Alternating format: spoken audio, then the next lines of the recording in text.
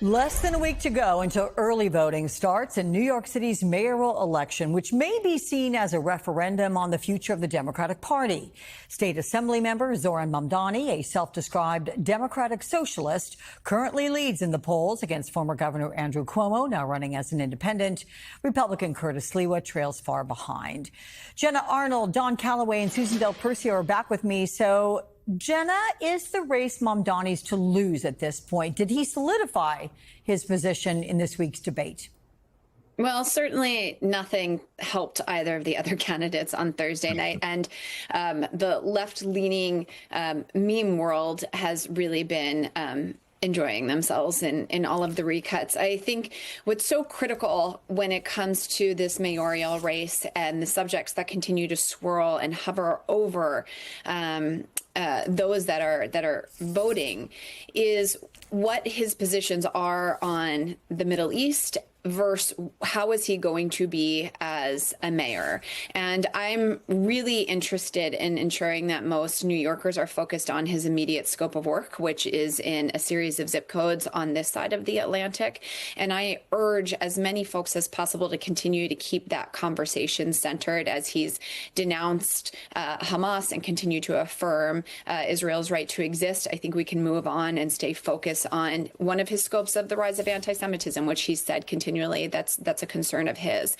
So I'm eager to see New Yorkers get behind somebody as with fresh blood like him. Susan, early voting begins, Saturday, right? And that means it's 1 week from yesterday's historic protest. And about 7 million people attended those rallies nationwide. It is the largest single day of demonstrations in U.S. history.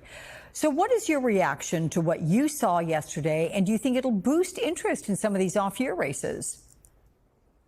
Oh, it can quite possibly boost interest. I don't think it's necessarily particular to one sort of Democrat or another, because Mamdani, for example, as if likely to become the next mayor, is a much different Democrat than Abigail Spanberger, for example, or Mikey Sherrill. They're more what you would consider moderate Republicans. So, I mean, Democrats. Sorry, folks. They're Democrats. We got it. We know. my fault. But that's what we're going to see is a turnout of energized people who just showed up, as you said, who want to show up and want to continue doing something. And an election is the perfect place to start. So, Don, there has been this new fallout over that leaked young Republican group chat with some truly shocking, hateful messages. The New York State Republican chapter has been disbanded. One state lawmaker in Vermont resigned over his participation in the chat. But many Republicans, and that includes our vice president, have tried to downplay it. While they point fingers at Democrats, are they ignoring something insidious developing in their own party?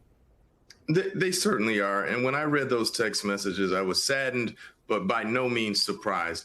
I mean, these are people who are not, as J.D. Vance pointed out, kids or young people or even young Republicans. These folks are in their mid-20s through early 40s in some cases.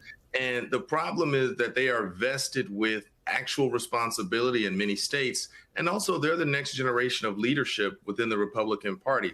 And let's be clear about something.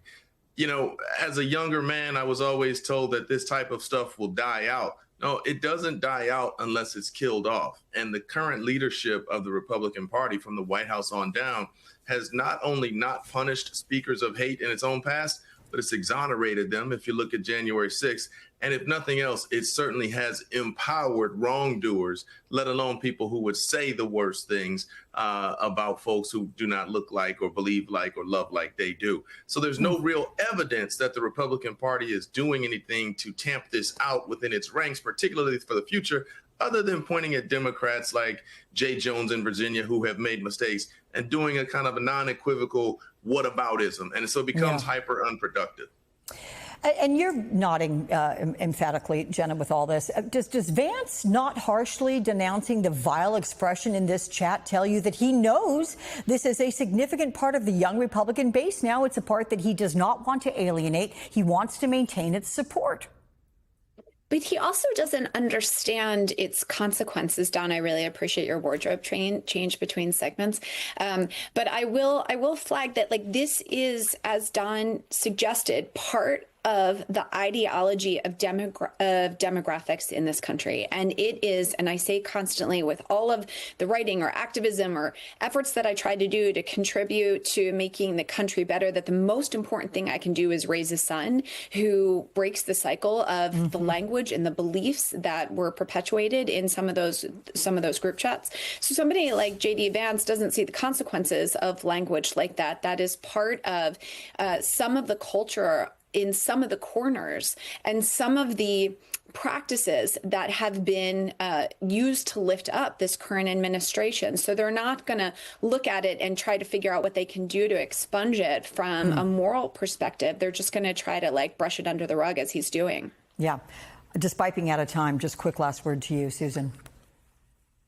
I would like to just point out the New York, and you did, Alex, at the top of the question to Don.